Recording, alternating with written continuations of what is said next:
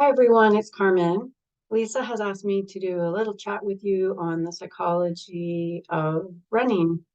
And I know that I'm not a very articulate person at 8 a.m. in the morning, so I thought I would record a chat with you, provide a little bit of information on the role of psychology in running. And this way, the active community can access it at their own convenience. So, the role of psychology in running is a favorite topic of mine. As a psychotherapist, I truly believe that the benefits of exercise are so important and they are most efficient when they are integrated as part of our daily routine. Lisa and our awesome active running coaches, Brenda, Jana, and Lynette, have developed our training plans that physically prepare us for our personal goals.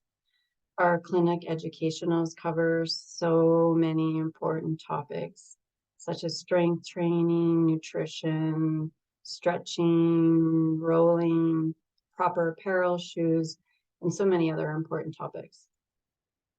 You know what? It's also true that psychology plays a very important role in our success or our failure. Okay, so is anyone curious? How do we apply sports psychology to running? There are like decades and decades of research and so much valuable research and books out there, but I'm going to sort of sum up a few tricks. I'm going to share some ideas to help you integrate psychology into your own running program. So number one, let's look at motivation. Let's talk about motivation one step at a time. Running presents unique physical and psychological challenges. For some of us, for some people, beginning a running program seems like an impossible goal to overcome. We were all there once. Success comes one step at a time. Whether we want to run a block, a 5K, one marathon, or a number of marathons back to back, or ultra marathons for that matter. The mindset begins when we make a commitment to ourselves to achieve a goal. And it doesn't matter how big or small, a goal is a goal. I love that at Active Running, we are together, we are assembled with a group of people that have a common goal: safety, completing each run, and supporting each other. That support is so important. Some of us may set out to achieve personal best times as an example, which in psychology we call internal motivation. And other people may be motivated to beat other people or competitors, which we refer to as external motivation. Both are fine, but perhaps think about what motivates you. It's a good idea to do some self-reflecting and to write this out. Because when things get tough, you're going to want to know this. Number two, acknowledge your improvements while you're in this training program. Whatever our personal goals are, along the way, the process goals matter too, not just the long-term goals, but the process goals. Along the way, it's important to acknowledge major and minor improvements. Recognize any improvement. Take it all in. I often say, pause and reflect. Give yourself permission to feel good. We often achieve something and then we go, next, what's next, what's next, what's next? And then we don't give ourselves permission to just take a pause, let it sink in, feel good, recognize even the small improvements. This might even be improved breathing, respiration, a better running technique, improved mood, and a sense of accomplishment and pride. Sometimes we will notice big improvements, and sometimes we might just notice the fact that we ran a specific number of days in a row, but all of it's important. It's truly important for us as runners to acknowledge even minor improvements. The reason is that this can help us realize that step by step, we are one day closer to keeping our commitment to ourselves. So as we take in successes, try to imagine the person you want to be in 3 years, right? We don't walk into a gym in 1 hour and walk out looking like Arnold Schwarzenegger. Running's the same. It takes time, it takes persistency, commitment, and effort. So imagine where you want to be in a year, 2 years, 3 years. Where do you want to be in your fitness? It's really cool to imagine the future, projecting this image. Really think about it, imagine it. Project this image in your mind and hold it there. Or you can also put it on a vision board. It's really amazing. Our brain is just a wonderful, spectacular phenomenon because our subconscious mind goes to work creating what we're imagining. What we focus on, we become. This works also, unfortunately, when we project negative and we dwell on negativity. We all have a mental filing cabinet that keeps evidence. So imagine a filing cabinet, and there's a file of our successes, a file of maybe our losses, and we can all draw on either or. We get to choose which one we draw from. So imagine your mental filing cabinet has a lot of evidence that you are worthy of success, that you have accomplished some success in your life, big or small. Even completing those practice runs is so important, that you can draw on these memories when you are in an actual race. I've really recognized that I'm talking to runners, and research does show that runners are usually high achievers. So we know that the secret to life is to fall 7 times and to get back up 8 times. So this leads us to number 3. Understand your unique definition of success. It's going to be different for everybody.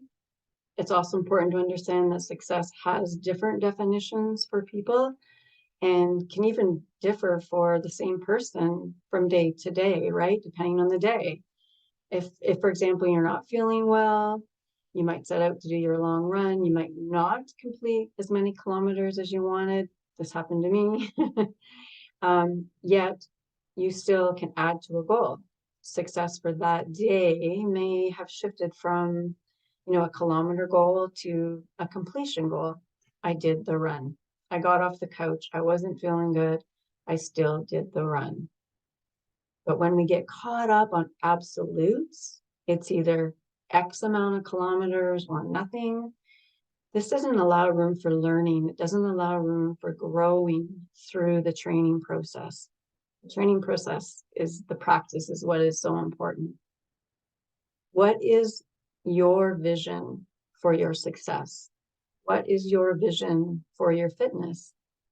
Pick a goal that scares you, even if it scares you just a little bit and it pushes you maybe to the jagged edges of your comfort zone. Take the plunge. I ran my first full marathon at the tender age of 55. This means that anyone can actually do anything. Perhaps you want to run a longer distance or more races in a year. You belong to active running community, so you have put yourself in a process and surrounded yourself with people who also think positive and think big. It's fun to share and be with people of like minds. It's February. Who else knows what they will be doing this fall? Runners, that's who, right? Number 4, and this one is so, so important. Understand your why. The secret to successfully utilizing motivation that we just talked about, motivation to achieve goals, is truly to understand your why. The why is behind any desire to achieve big or small goals. As we set our intentions, we need to know our why. This is where psychology is really important in running. So having a very detailed story or narrative explaining the decision to run in the first place can really spark our desire to continue running on days when we don't have motivation, on days when we may feel like not well. So many things, life throws us so many curveballs, whether it's in practice or whether it's during a race, to know our why is so important. So this narrative, it helps if you write it out. Write it out with as much detail as possible, as vividly as possible, describing your emotions, your logic, your experiences. This worked really well for me during my marathons, as I was able to recall this narrative in my mind when my body really wanted to quit. My why helped, I guess, reignite my motivation to get through. This brings us to number 5, which is mindset. Mindset is so important. What else is running, right? We navigate doubt, we navigate voices, we navigate difficult emotions, fatigue, we navigate pain. This applies to whatever we're doing, like whatever we're doing in life, but especially running is such a fabulous metaphor for life, right? This applies to whatever we're going to tackle in life, and running, having an important mindset. So nobody has ever won a race out of fear or sheer panic or sheer terror, but it's more from a place of, yes, this is difficult, but I can do it. I can do hard things.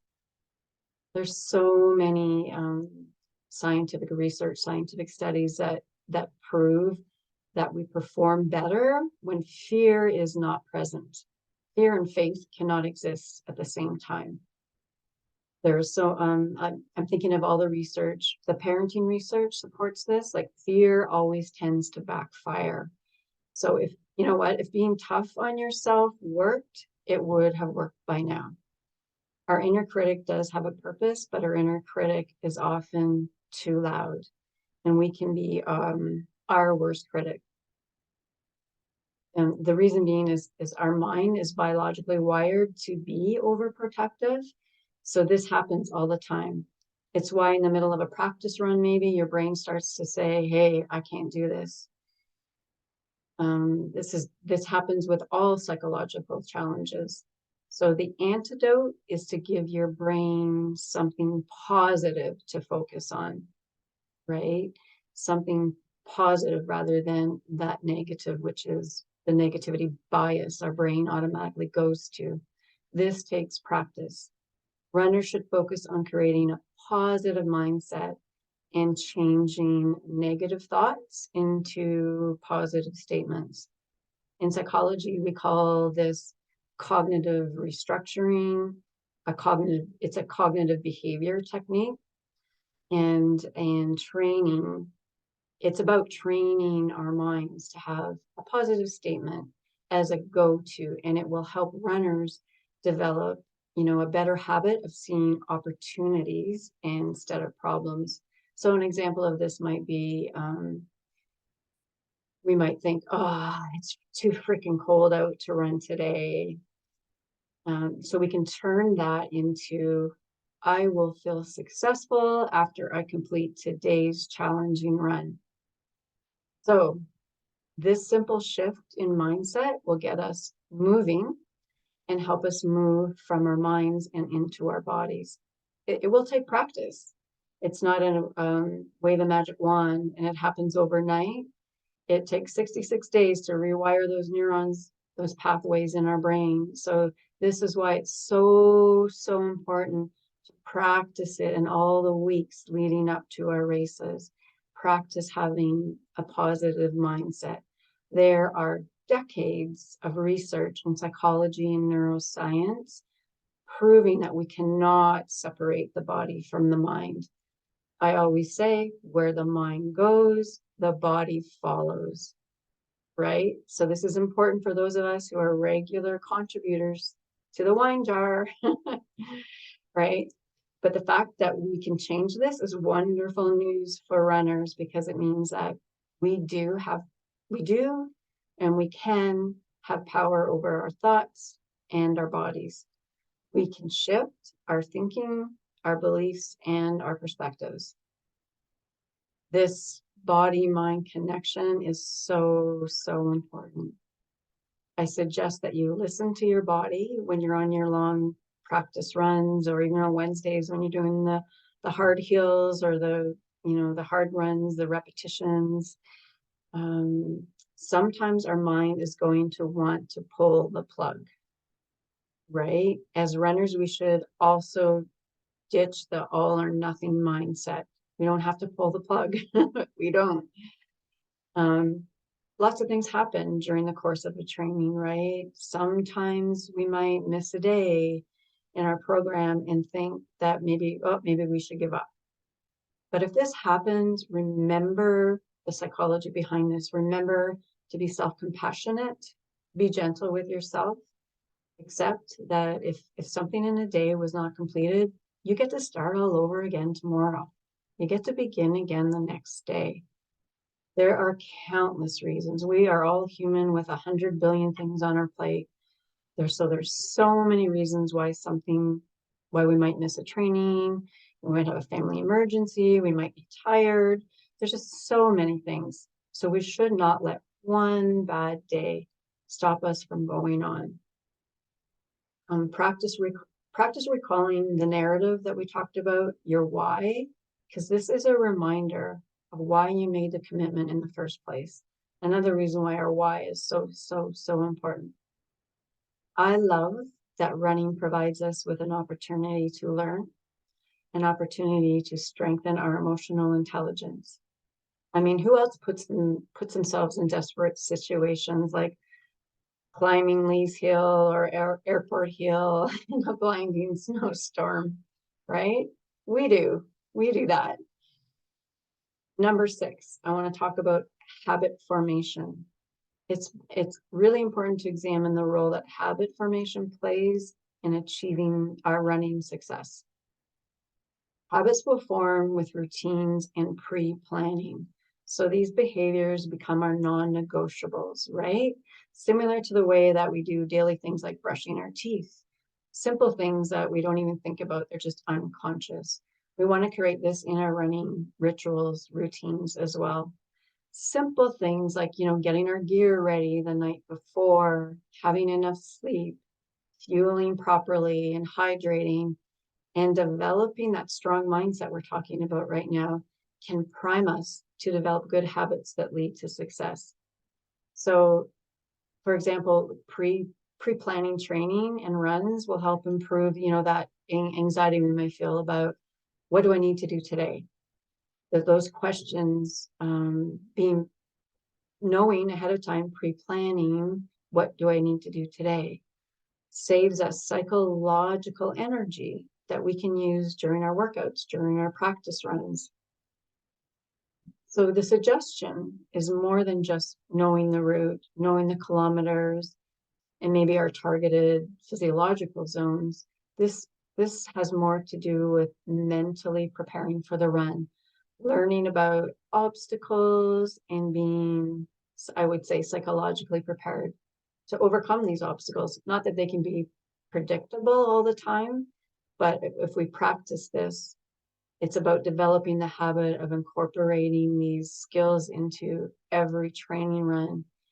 It will help us have less anxiety if challenges do pop up on race day, right? So as runners, we have something very special. We get to see ourselves at our lowest points, at our highest points. We learn to cope with mental stress. The pandemic has brought a sense of loss of control. The increase in depression and anxiety has increased, and so many other mental health issues has bubbled up and increased. Partly because we've lost control, we've lost that flow in our life.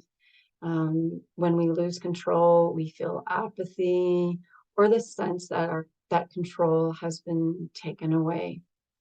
The truth is, we don't need to be in control of everything in our lives, but you run, right? You're listening to this because you belong to the active running community, and because you run and you belong to the community, you have some sense of routine and rituals. Thank you to Lisa and the team. This is so important for mental health. It's a sense of I have been here before and I can get through this. Regardless of what happens in the world, I can go out, I can run for my physical health, and I can run for my mental health. Congratulations to all of you, because you have something in your day, every day of the week, to take care of you. You can do hard things. Thank you to all of our leaders. Thank you to Lisa, Brenda, Janet, Lynette, for all our running peers, for all the support that we provide each other. And I just would like to say happy mindful running. And I hope that this helped you in some way get out there today and do your best, because every day our best is going to be different, and that's okay. But if every day we just try to do our best, that's what's important. And please feel free to reach out if you want to, if you have questions or you just want to connect. I invite you to connect as well. So take care and happy running.